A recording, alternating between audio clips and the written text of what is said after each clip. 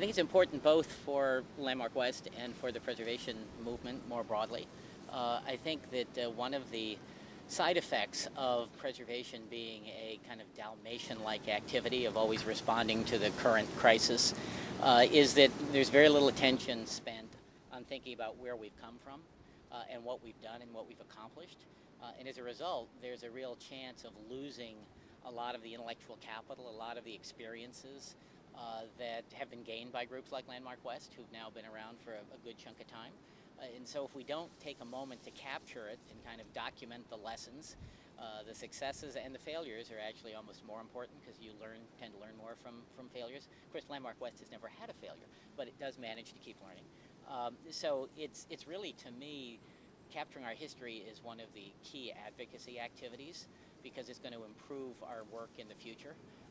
It also, more broadly than Landmark West, there are still, believe it or not, groups that are discovering preservation for the first time and think they're like the first one who's had to deal with these issues. And so they're losing a lot. They could start a lot further down the road with their preservation advocacy if they had a sense of the history, learned from what other groups had done, and could build on that experience. So I think more broadly, capturing Landmark West's history will be good to secure the advocacy future of Landmark West, and also because you've done so many things really at a higher level than most groups have been able to pull off. You are a terrific case study for other groups to look at who are getting into preservation for the first time or are moving up to a higher level of preservation activity.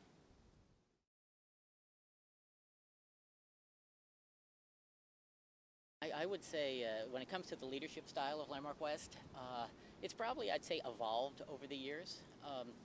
I, as you know, teach at Columbia, and in a course on preservation advocacy, I described the concept that advocacy styles tend to reflect neighborhoods. So in my experience, the Upper East Side, Friends of the Upper East Side, when Helena led that group, their advocacy style was to drown people in honey. And she just was so friendly you couldn't say no, and the developers finally just caved in under the weight of it. I would say Landmark West style is more battery acid throwing. I mean, it's an aggressive style which reflects the neighborhood, and I think that's where Landmark West started, and I think that's been a very effective style. I would say it's also matured and evolved, so that now Landmark West has not lost its advocacy edge, but I think it's probably developed a nuanced approach to advocacy that allows it to really kind of adjust the setting of its advocacy meter to the particular needs of that fight. But, you know, the Upper West Side is a feisty neighborhood, and I think that is part of the advocacy spirit, and I think it's part of the success up here.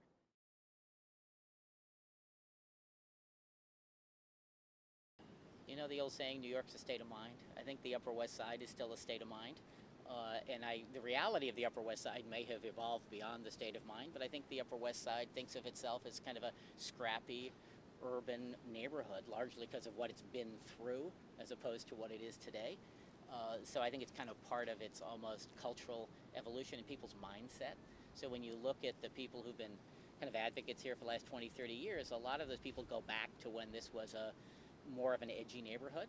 And I think that kind of informed that type of advocacy, as I say, which I think has served the neighborhood well.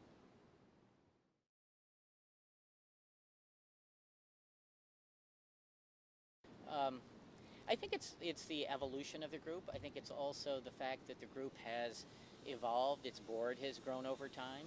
The professionalization of the group. You know, Landmark West has built a staff over time that's now the envy of probably any preservation group in New York City, and frankly, those beyond. So I think there's a growing professionalism that has been mixed with the advocacy passion, and between the two, it's kind of added a nuance to how it goes about advocacy today without having lost its kind of origins and its kind of urgency. But I think it's been rounded out and refined by having someone with a trained preservationist running it, and now Landmark West is a place preservation students go to get trained.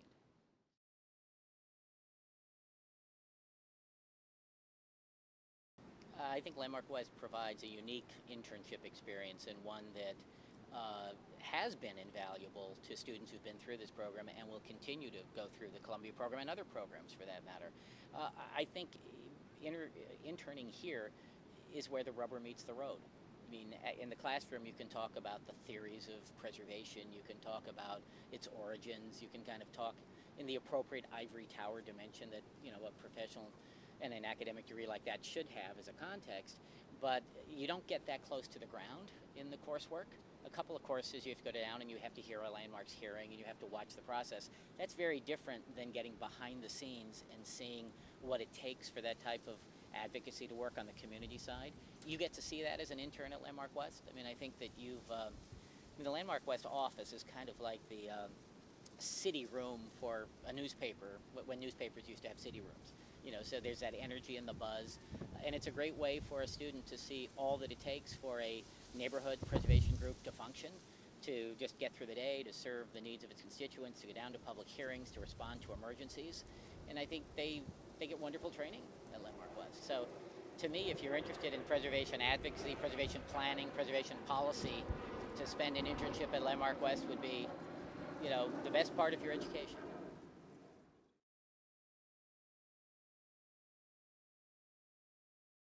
I think there's another aspect of what happens at Landmark West is I think you've had, correct me if I'm wrong, but I seem to remember people who've started at Landmark West as volunteers or as staff who got so excited about preservation that they then decided to go off and get professional training. So I think the two, the hands-on experience, real-world experience at the front end, the bleeding edge of preservation in the country, which would be New York, combined with more formal training and kind of thinking about the origins of preservation is a perfect marriage.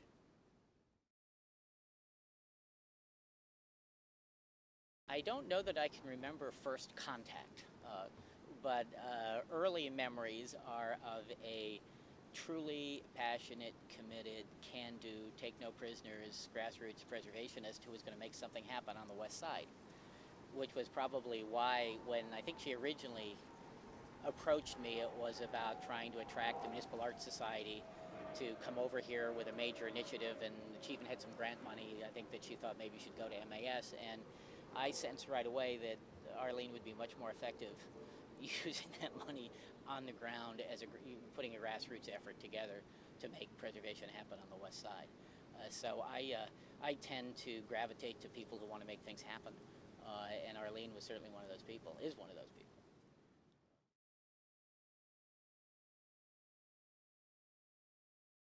Well, according to Arlene, I ruined her life. So I think that Arlene, I don't know if Arlene knew what she was fully getting into when she decided to take on the cause of preserving the Upper West Side.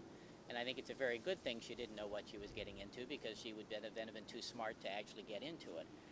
So I think I was able to just give her some advice on the side and talk a little about strategy and share some knowledge about the process and some of the other preservation campaigns I'd been involved with at that time. And so let's put it this way. If Arlene was the godfather, I might have played the conciliore, is that the right term? The guy off on the side that occasionally whispers in their ear with some advice. So maybe that's the role I've played over time.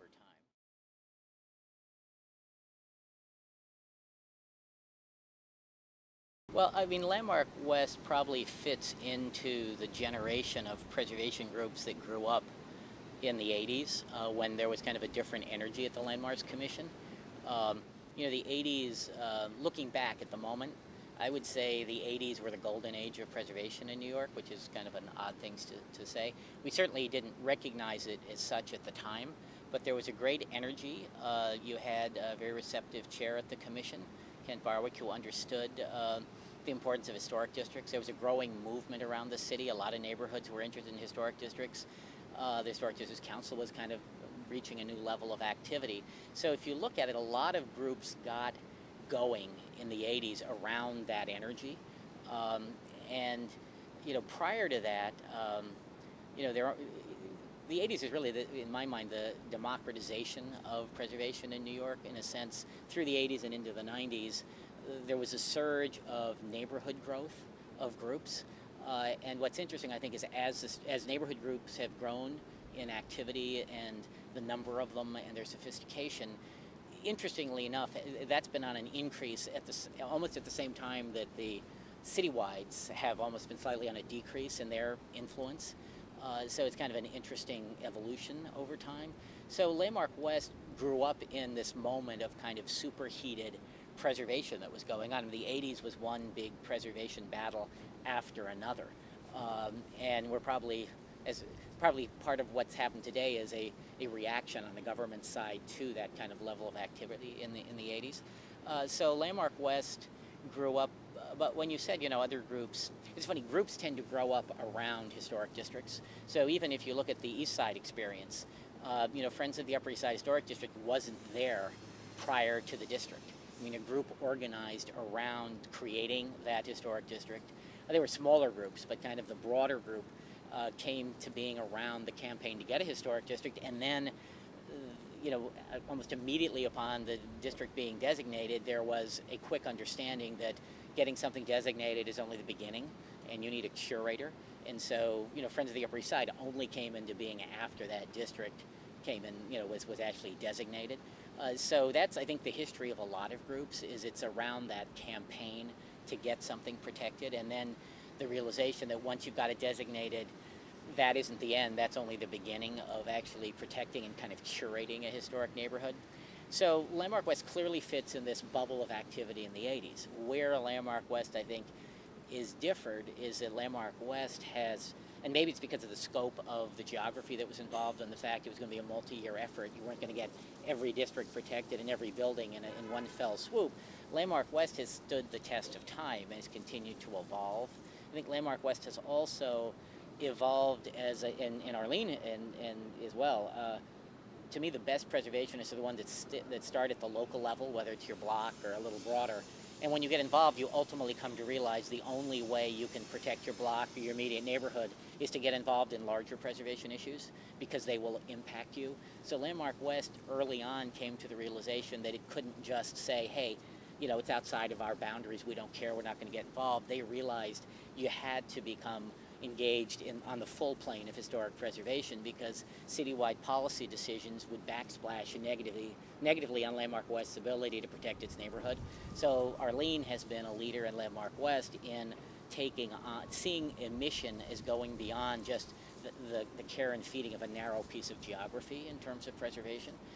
And so Landmark West has evolved to become today a player on the citywide scene, particularly now, again, that there's more of a vacuum in terms of organized leadership at kind of the citywide level. In a sense, neighborhood groups seeing how those policies could negatively affect them have had to move in and kind of help stir up activity and help kind of get involved in the citywide conversation in a way they didn't before. And Landmark West has been, I think, very much at the forefront of that.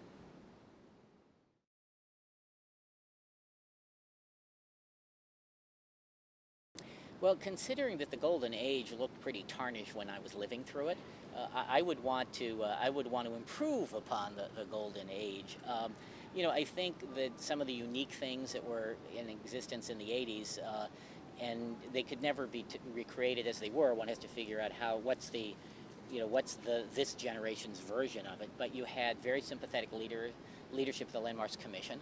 I don't know that we're likely to see that again in the near future. So you had people who were on the commission who were true preservationists and motivated by preservation values. So that's something, as you know, many of us are working to try and instill again. But pretty much ever since the Giuliani administration, there's been a whole new approach to government. Bring in managers to run agencies. You don't bring in people who necessarily are passionate or have deep personal experience in them.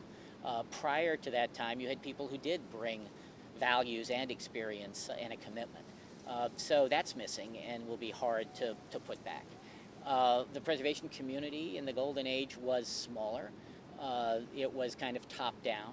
You could go to bed at night knowing if there was a large preservation problem, the Municipal Art Society and the Landmarks Conservancy, probably in cahoots with the Landmarks Chair, were figuring it out, and the rest of us would be happily told what to do, where to march into battle.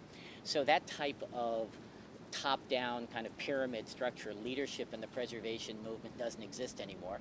And I think there are some exciting opportunities to how do you reinvent leadership in what's now a much more democratized, more broadly spread out movement with a lot more robust, smaller preservation groups. So I think we have to invent a new way of coming up with some sort of shared agenda for preservation, some sort of shared set of values and priorities, which we don't have. And frankly, there has not been leadership to pull that conversation together. There have been efforts, and we continue, some of us, to try and figure out how to move that forward. But until the preservation community has some sort of shared broad agenda, it's going to be very hard to move back to a more golden age for preservation, because it's so easy for the opponents of preservation to marginalize us when we don't have a unified voice. So that's something we have to figure out how we're going to do that moving ahead.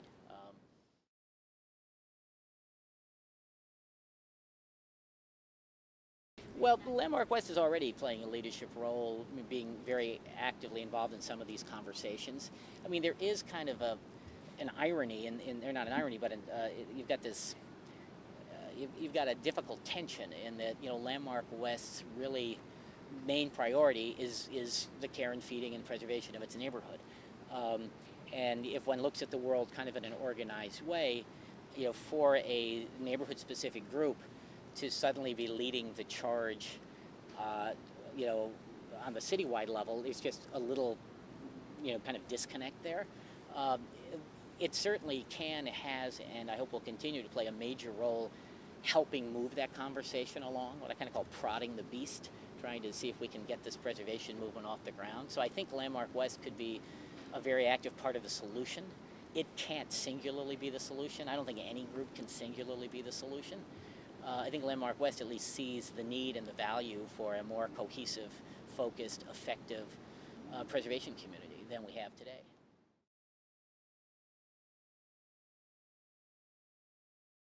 I think New Yorkers would care about preservation more if they just ran a little scenario in their mind, which is if they all conjured up the wonderful Frank Capra film, It's a Wonderful Life, and go back to Bedford Falls, and play that scenario, but run that scenario in New York City. And instead of it being Bailey or whatever, instead of that, put preservation there. And then walk through any part of New York you care about, whether it's your neighborhood, whether it's a particular part of the city you like to go to, you like to take your visitors to, you like to go to for special moments when you've got time. Most of those places would not be here, and they certainly wouldn't be the quality experiences they are today if you didn't have a very robust and active sense of preservation and preservation ethic in New York City. And we can all, those of us who play inside baseball, at least some of us, kind of focus on the weaknesses we have and the fact we keep losing things, and that glass is half empty. But we need to also step back and take a moment and realize that the glass is half full in a very positive way in terms of what we've saved. I mean, over 100 historic districts, that's just phenomenal. And if you look at the places saved is the wrong word, at least protected. A cloak of protection has descended. It's not an impermeable cloak, but it's at least a cloak of protection. Those are the best places in New York, and the individual landmarks, those are the best places in New York. New York wouldn't be New York without historic preservation. And so I think average New Yorkers walk by and thinking the world is a more logical place than it is, walk by a wonderful historic neighborhood, walk by a landmark, and I think they just assume, well, of course places like this are saved. I mean, why wouldn't you? I'm sure there's a wonderful system that just does it, and I'm going to go off and get my latte, and I don't have to think any more about it except to enjoy it. And I think the reality is people don't understand that the reason these buildings are here is usually a conscious effort was made by somebody, some organization, some government agency at a moment in time. So the bottom line is anyone who truly cares about New York has to care about preservation.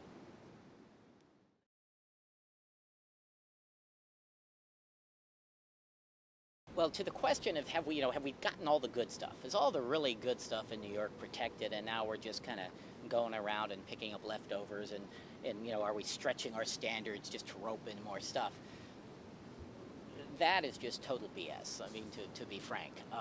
And some of our good friends, like Paul Goldberger, caution us that if preservation gets out of hand, we're going to have Colonial Williamsburg on the Hudson. Well, I just toured one of my nephews around New York. I've been touring nephews and nieces when they turn 13 around New York for 15 years now. So I have 15 years of following the same path episodically and looking at different neighborhoods and how they've evolved. And anyone who thinks this city is frozen in time has not been walking out on the streets of New York. Change is a constant in New York. It should be, it will be, it always will be. But the bottom line is there is so much good stuff that is still not protected. For anyone to suggest the danger is that New York will preserve too much of its architectural, cultural, and historical patrimony, they're crazy. They are just frankly crazy, and some of them are people I like and admire and respect, but on this point they're totally crazy. The fact that we could how could we ever protect too much in New York? Because the odds are against us. This is a real estate city. It's a city of huge political power. The notion that the preservation movement could ever become so powerful that it could go off on a rampage, designating, things it shouldn't be and locking the city in time, God, if that was a danger, we could all retire. Arlene could go up and plant tomatoes year-round somewhere. I mean, it's just not, face the music. I mean, that just isn't the reality in New York. So, I mean, we continue to lose buildings, and Landmark West has, has led efforts that we didn't save to Columbus Circle. You didn't save the wonderful building on Broadway that people tried to. I mean, every day we continue to lose buildings. All you got to do is go to any preservation blog site, go to Curbed. I mean, you just see, again, quality buildings that are being torn down that frankly would enrich the fabric of the city and the health of this city if they were saved. So there needs to be a role for Landmark West still on the designation side, but there will always be a need for Landmark West on the regulatory side.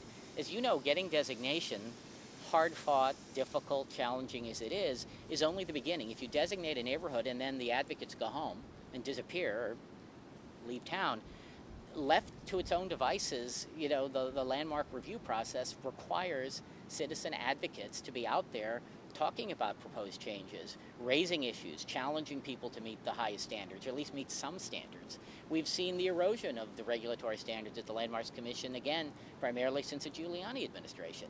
Imagine how more eroded they'd be if no one had been there to try and fight and articulate a different point of view. So unfortunately for Landmark West funders, board members, and supporters, this group needs to be here, for the foreseeable future. As long as we have a landmarks law, there will need to be advocates using that law. The law does not stop change, as we all know. The law creates a process through which change is thoughtfully reviewed and in many cases approved. So unless you've got very committed people participating in that process, your designation means nothing. So I hope you're taking your vitamins and have signed a multiple-year contract with Landmark West, because the work has to continue. It just does.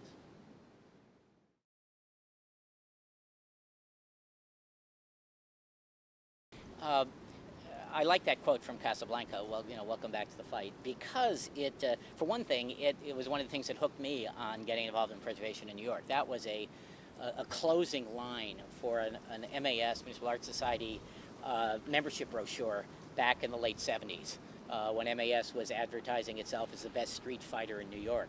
And it was just this wonderful call to action, and of course the last line right out of Casablanca, they're going off into the desert together to join the French Foreign Legion and lead the resistance.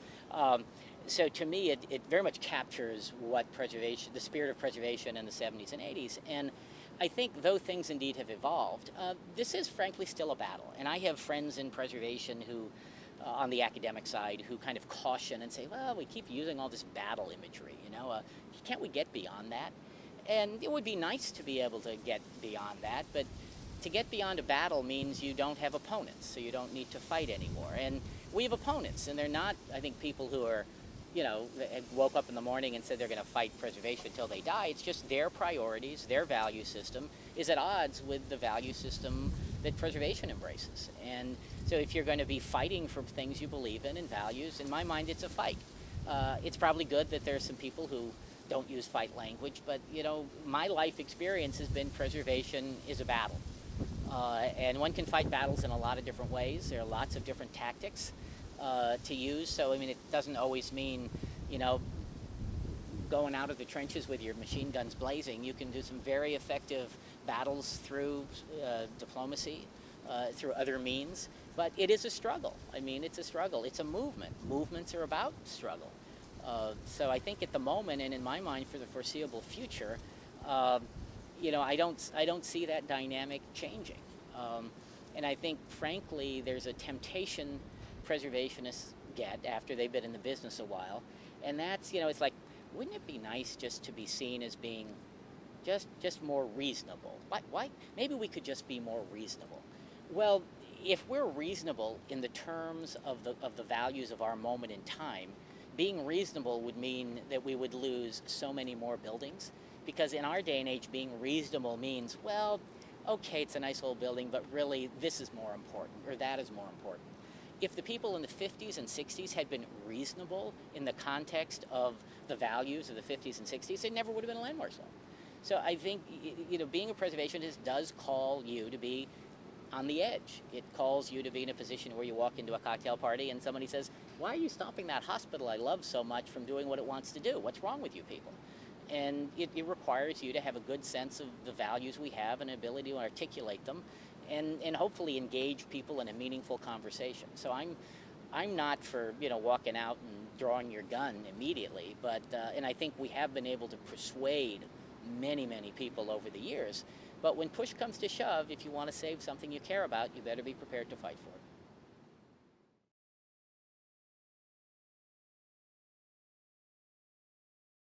The challenge goes back to us. I think part of it is we need to continue to find and strive to find new ways to talk about preservation. Clearly, the language we use isn't as effective as it needs to be.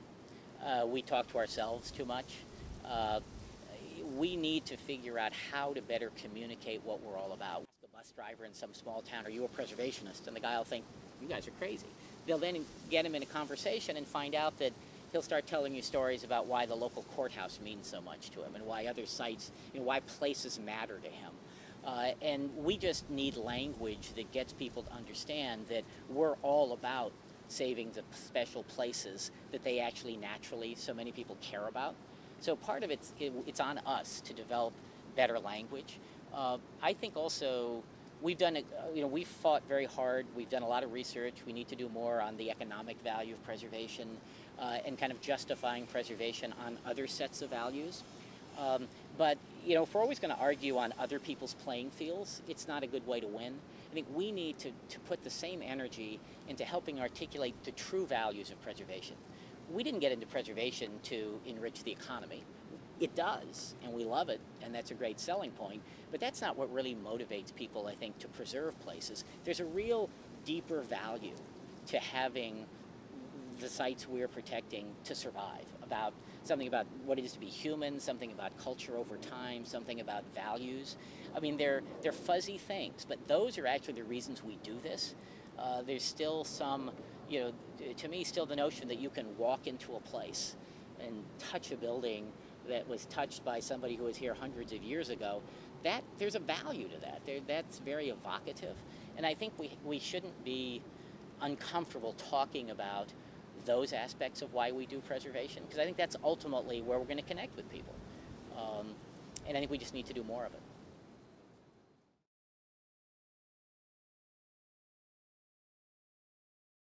I taught us a mini course on preservation advocacy, and one of the things I really tried to get the students to understand, and finally there was kind of the aha moment towards the end of the class where they got it, was they couldn't understand why preservationists didn't always agree, why preservationists didn't always have the same immediate take on a preservation issue.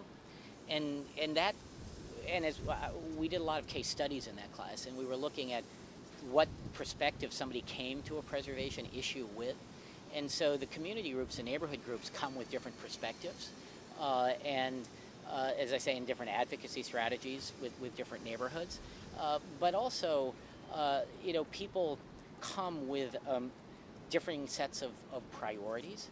And so neighborhood advocates sometimes clash up against the citywide preservation groups on the same preservation position. And one of the reasons is the citywide groups often are looking at an issue through the lens of how will it impact other places, as opposed to what will it do for that particular neighborhood. Or politically, they may be saying, we're going to keep our powder dry on that local issue because we've got bigger fish to fry. But so part of working with the students was helping them understand a reality that is so true in preservation, which is it's hard to get preservationists all on the same page for actually very good reasons. I mean, and so we have to understand those different perspectives and then figure out how we can get them in alignment more times than not.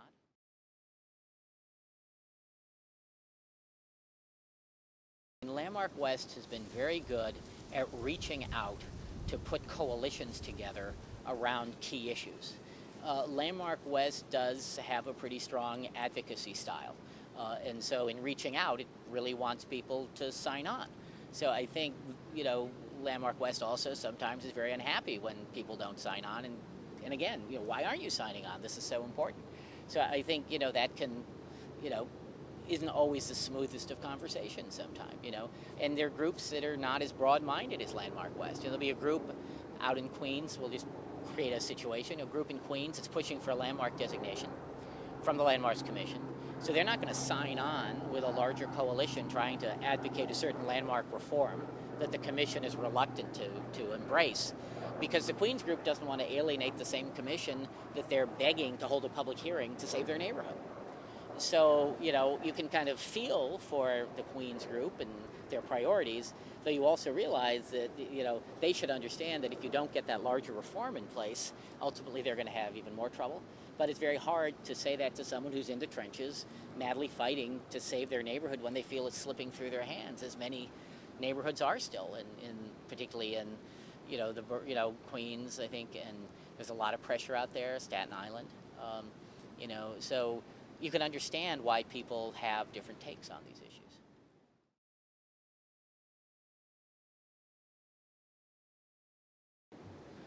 I just took it on faith value years ago when Arlene called that the West Side was special and I better do something to help her save it. So I never actually had to think about that question. But seriously, the West Side, hopefully you're going to interview or have interviewed Andrew Dolkart and kind of the more closer to the ground architectural historians and the true urban historians who can rattle off all the kind of great historical evolution on the West Side and the great architects represented here and the great historical events that happened here. For me, it's the sense of place. I love to walk through the streets of the Upper West Side. It's kind of like cheaper than going to Paris. And it is, to me, it just has a very distinctive feel. So I just love to experience it. And it would be nice if I remembered the architect of most of the buildings, but, to me, it's the experiential thing. This is kind of quintessentially New York. So I'm not the one to write the great court case, outlining all the points of why this neighborhood needs to be saved. Fortunately, we have others who do that. I think it needs to be saved because it's an extremely wonderful, special place. And, it's hard to imagine that this place would retain its special quality if it wasn't a historic district and protected. In fact, it's very easy to imagine how it would be eaten away, and that if this hadn't had Landmark West here, I think that 15-year interval I've been doing tours, the amount of negative change you would have seen up here would have been totally off the charts. So I think it's back to my notion of playing the script from It's a Wonderful Life. If Landmark West had not been here for the time it's been here and in the pre-formative even time, this neighborhood would have been so, I think, impoverished in terms of its physical place and what would happen to it. So I think, the entire city of New York owes Landmark West a great debt of thanks for the work it's done. And hopefully the city of New York and citizens would write checks today to help pay that debt and continue the work of Landmark West in the future. But it's, it's sometimes, back to one of the other points I made, people just now in places like this just assume Upper West Side special. It's going to remain like this, kind of neat. We love it. So, we'll go off and have dinner and and not even think about the fact that there is a group of highly dedicated people working, 7/24, 365 to make sure this place keeps the special qualities that make it the place it is.